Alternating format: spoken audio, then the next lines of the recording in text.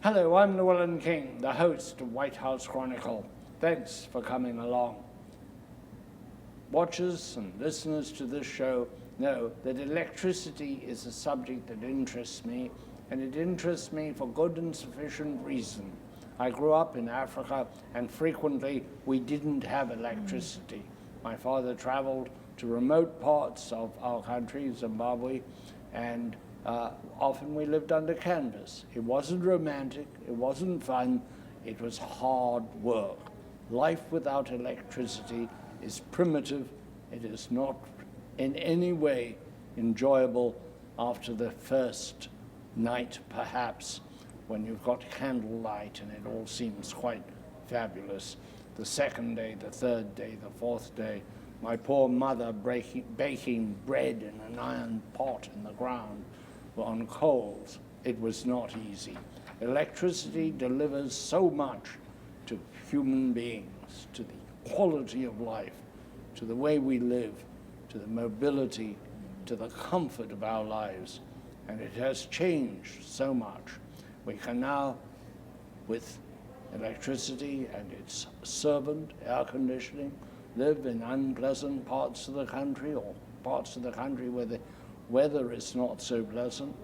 Much of the South would not be as popular as it is without air conditioning. And I dare to say we might not have had the women's movement without electricity and domestic appliances to free women from much of the drudgery of the home. Today, I'm so glad to have with me an extraordinary leader in the electric industry, Mary Powell, who's the CEO of Green Mountain Power in Vermont. Mary, welcome to the broadcast. Thank you, wonderful. And along with Mary, Jan Vrins, the global energy practice leader of the consultancy Guidehouse. Welcome both. And Mary, you are considered quite exceptional, not because you're a woman, but because of the progress that Green Mountain Power here in Vermont has made in going to renewable sources of electricity. Tell me about that, and tell me what drives you.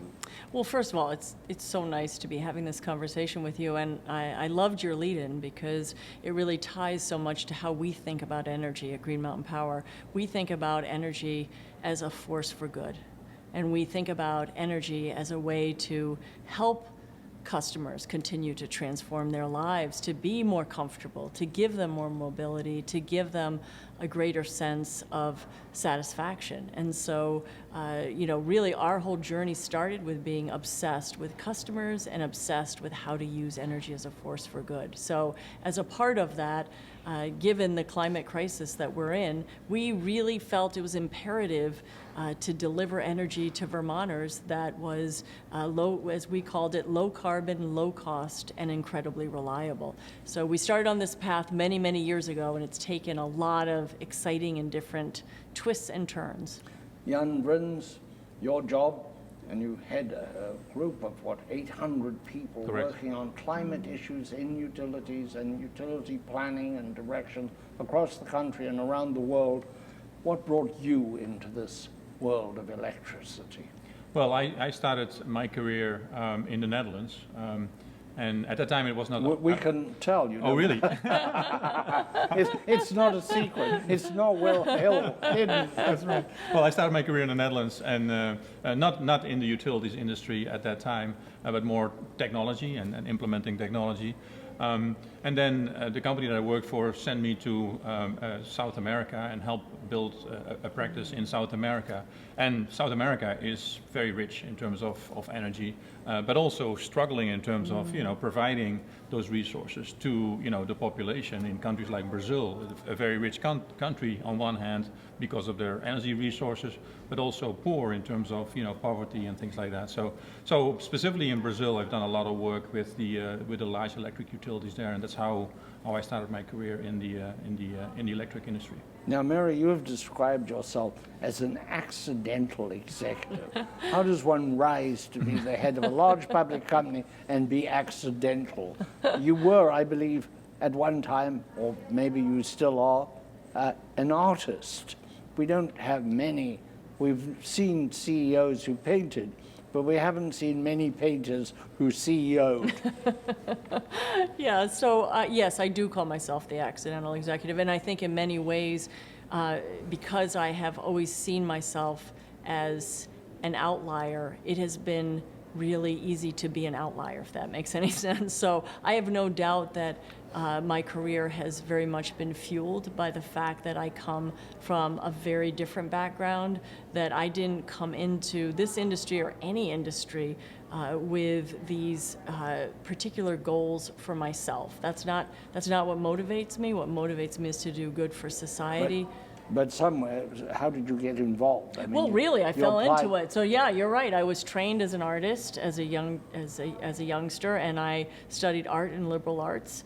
I was not really actually a fan of academia very much. I'm very restless. I get distracted very easily. I didn't enjoy the traditional academic settings, and so I strove to get out of them as fast as I could, as young as I could. I think we should tell our viewers and listeners that you are, in fact, this is your last year, last few days of your service as CEO here at Green Mountain Power, that you're retiring, but obviously not retiring because you're too young to retire. Well, thank you.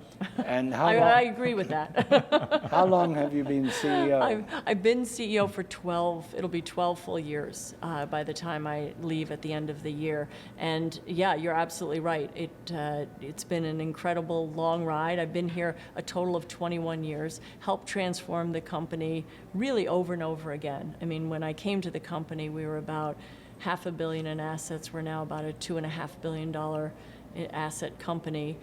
We served about 88,000 homes and businesses, and we now serve 266,000 homes and businesses. So it's been a phenomenal transformation of the company, and also working with folks like Jan and so many others, really getting to be part of a complete and absolute transformation about how people think of electrical energy and how people think about what the system of the future might look like. Jan, how does Green Mountain Power differ, and what role in its differing? Does Green Mountain Power, how does it differ from other electric utilities? Yeah, I think it's a great question. It differs because of Mary. No, I'm kidding, but It's not going to help you. She's retiring. I think what is different about Green Mountain Power, it's a vertical integrated utility as many others, investor owned like many others. But I think Mary and her team, and she has an amazing team, have really been able to listen to their customers. And they have this relentless focus and love for their customers. And has really transformed the traditional power generation, transmission, distribution company into a service company. And once you make that switch, then I think you start to innovate, you start to understand your customers, and then that drives the whole transformation of your organization. One way in which it's very different is it's 90% renewable, Yes. which is quite extraordinary. Well, we're 90% carbon free. We're 90% carbon free now and 62% renewable, but yes, headed to 100%. What's the difference? Well, nuclear energy is the difference. So a portion of the portfolio is nuclear energy, which we really embraced for its very low carbon profile, but also embraced a strategy that was about leveraging it as a bridge to 100% renewable. Yep. So the goal is to be 100% renewable by 2030. But also, to Jan's point, I mean, I guess I don't want to miss that. I think it's really important. The whole foundation is built on, yes, love of customers, obsession of customers, and then innovating with them to realize a very different energy system. These are times in which customers don't feel much loved. Right. Because very large companies don't love customers. Yep. They may say they do, but it's almost structurally impossible. Yep. You really can't talk to anybody easily at Amazon or Uber. You can talk to a computer, right. And they're really not very good conversationalists, computers. Yes. I completely and absolutely agree with you. Shockingly inarticulate. Right. They Well, are. it's actually funny because I use that example, not those companies, because this was a while ago, but when we were doing our first transformation, as I said, you know what? It's actually not going to be that incredibly complicated to prove to our customers that we love them.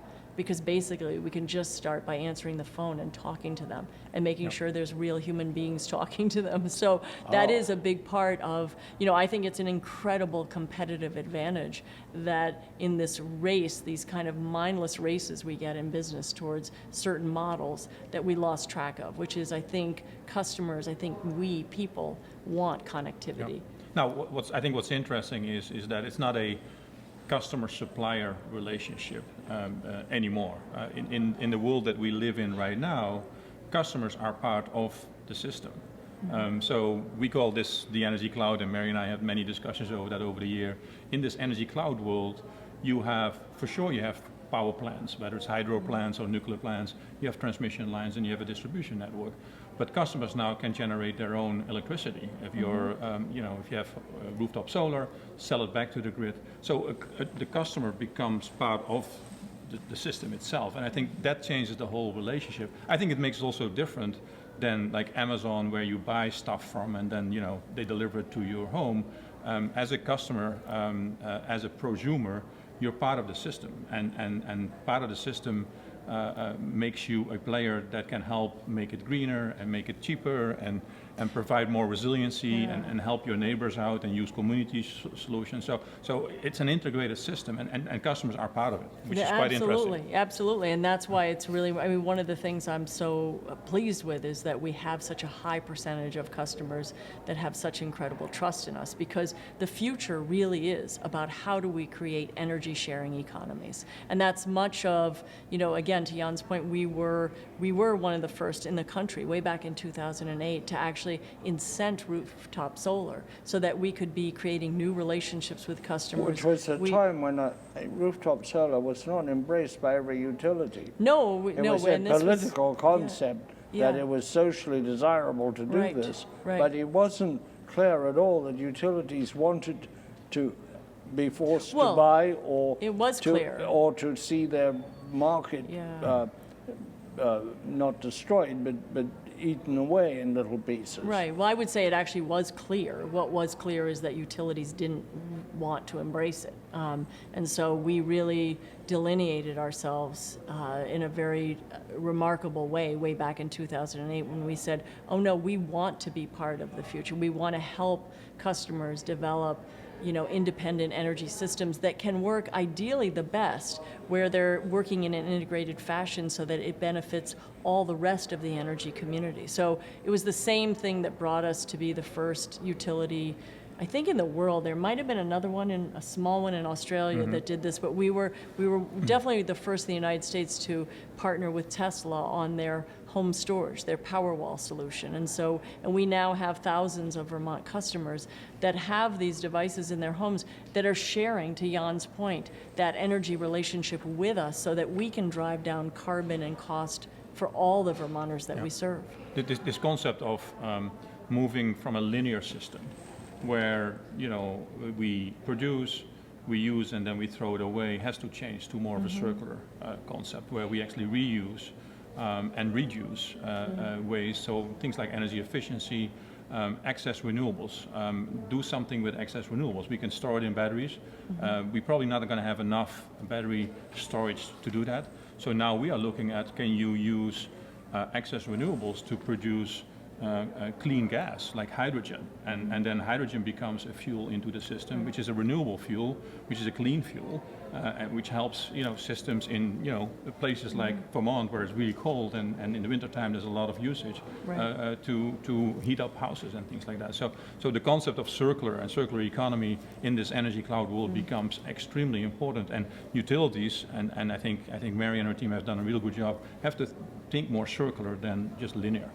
We're going to break now for station identification, primarily for the benefit of our listeners on Sirius XM Radio, channel 124, the POTUS channel, where the audio from this program, House Chronicle, with myself, Llewellyn King, and today with my guest, Mary Powell of Green Mountain Power, and Jan Vrins of Guidehouse Consultancy, are talking about electricity. This program can be seen on 200 American television stations and around the world on the radio and television broadcasts of Voice of America.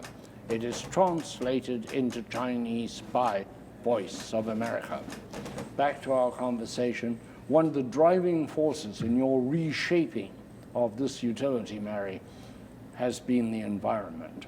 And I know, Jan, that much of your consulting is gradually moving, or rather swiftly moving, the larger electric utility industry to great sensitivity to the environment and accordingly actions. Yes. How did you get into the environment, and how did you move this utility so fast, so far? Well, I've had very, very strong values around the environment, I would say, my entire life. So for me, it wasn't something I had to get into. It was something that I always felt seemed like a very obvious thing to be incorporating into anything you're doing in your life, and certainly anything you're doing from a business perspective. I would say there's no greater example of where it's important to have that kind of focus than in the energy space. It also was a wonderful coincidence, though, that we, in transforming the organization, first to be customer obsessed and to be really focused on how can we deliver on our love and service of Vermonters. What is really powerful is Vermonters really care about the environment. So as we were becoming more and more customer obsessed, we were hearing from them the same values that I just articulated. So the vast majority of our customers were saying they want to move forward with greener energy solutions. They care about sustainability. And we really felt like it was our job to figure out how to do that in a really cost-effective way for them. You and I have both been around this industry for quite a long time. I founded the Energy Daily in 1973, and we've seen it move, but quite slowly on the environmental. I remember, for example, when coal was the way to go. One, to save oil, and two, because environmentalists, who were not blameless, didn't like nuclear and said, go to coal, go to coal. And then there were some rather sort of almost childish solutions. One was high stacks, so we sent our pollution to Canada, and Britain sent its pollution to the continent. And these were not solutions. It took a long time to really make the commitment and the change, the internal change. But that's all has changed, right? Yeah, it has. I think renewables are not new, right? I mean, my team did renewable work 20 years ago in the very early stages of renewables. What we've seen working for large and smaller utilities, investor-owned and municipal-owned or state-owned, specifically in the last 3 years, I think things have really changed. I remember EEI meetings at the Electric Institute 4 years ago. I think CEOs would agree that renewables will be part of the system, would say, yes, we're going to go to a more decentralized, circular system where you can sell power back to the grid, two-way power flows. But I also think that 4 years ago they thought that it wouldn't happen in their lifetime as the CEO of the utility. I think that has changed. I think if you look at all the utilities, I think they're fully aware that renewables is not only better for the environment, but also economically a lot more attractive than some of the fossil fuel solutions. I think they see the customers really becoming part of the system. We can't go fast enough. I mean, climate change is here, it's a crisis.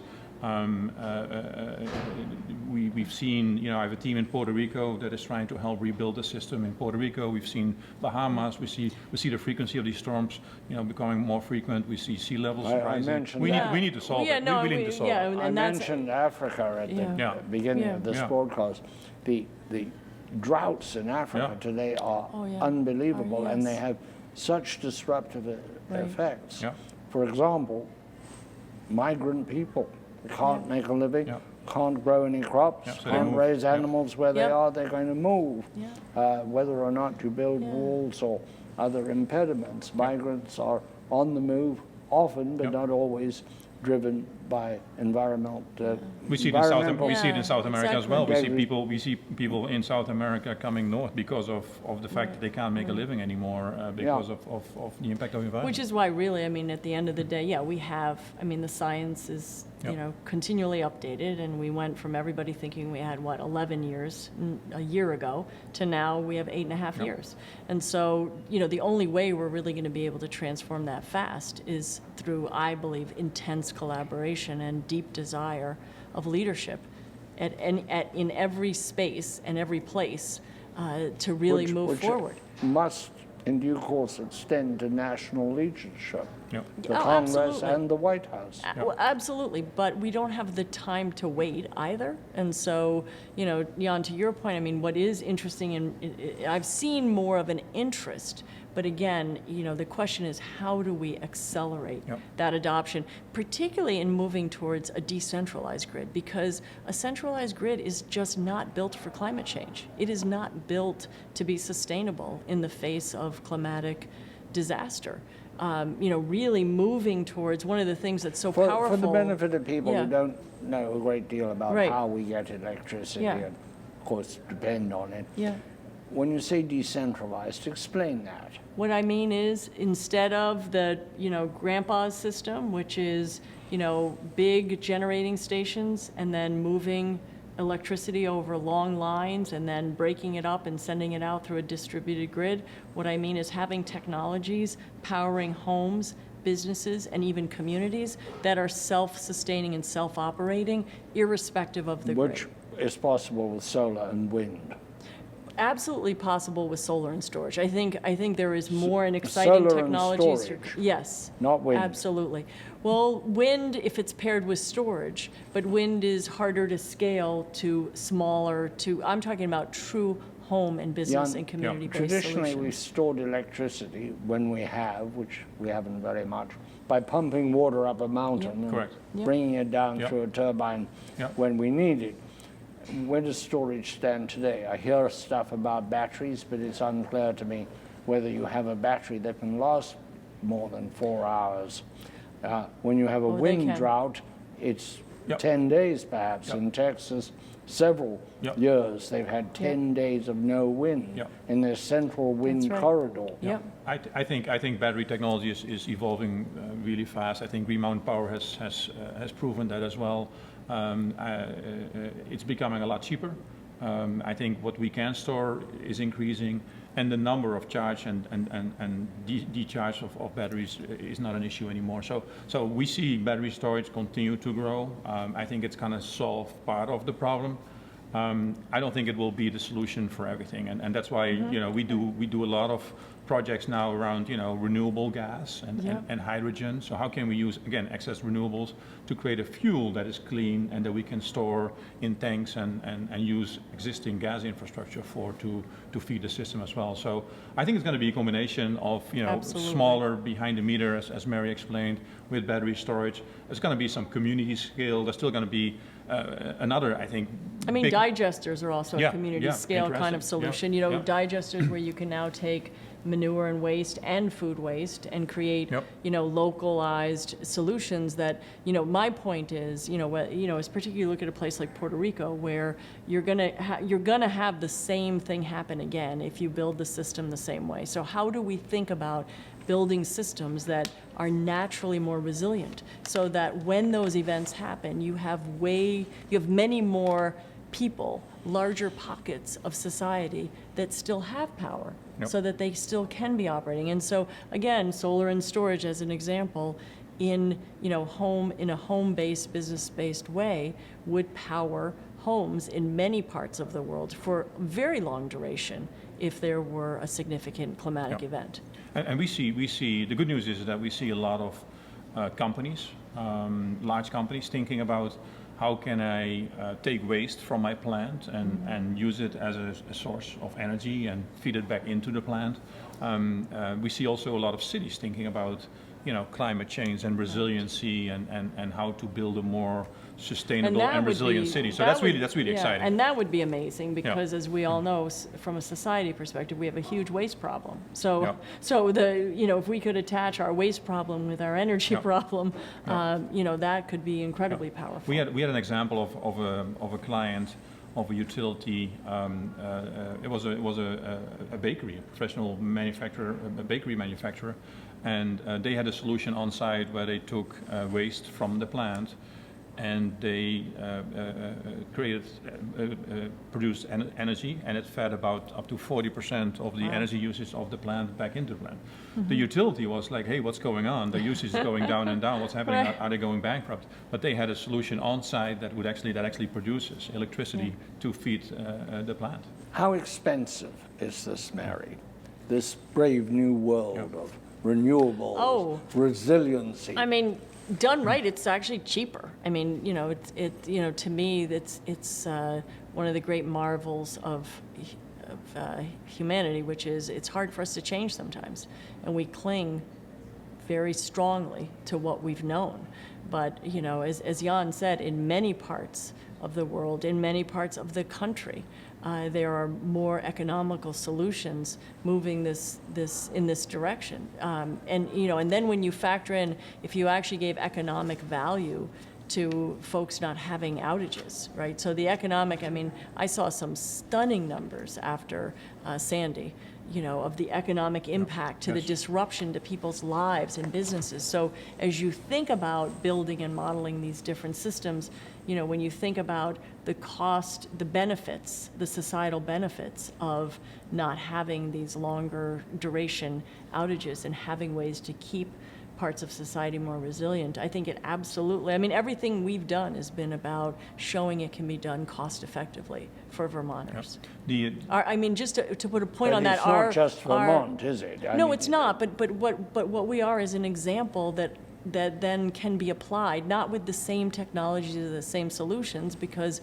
different regions have different benefits and different opportunities. But over the course of the 20 years I've been here, our rates have gone up at a rate under inflation over that time period, while we've made this transition. I don't think there's any If the other. public wants to realize how really cheap electricity is, they should look at their cable bill. Well, this is true. This is true, but there are parts of the country where you're seeing double-digit increases in electricity rates, which, in many ways may push customers, commercial customers, But in quicker. a way, what the utilities have done, going back to the earliest days, is to take what was a luxury, briefly, then became a necessity, then was taken for granted, and therefore people don't want to pay for necessities they take for granted. Yeah. Right. I think you're absolutely right. I didn't appreciate that until I worked in this space, because you're right. You just take it for granted, and you don't realize, oh my goodness, how much it's powering your entire life. Yeah. But I think the economics have changed a lot. I live in Florida, and we have really cheap electricity in Florida. But now the utility in Florida is really embracing solar with storage, large-scale solar with storage, which will be cheaper than anything else for us as customers. So they can even lower my bill further, provide green electricity through a combination of large-scale solar and storage, which is amazing. That's our show for today. I thank Mary Powell, CEO of Green Mountain Power, and Jan Vrins, Global Energy Practice Lead of Guidehouse, a consulting firm with a global reach. Until next week, cheers.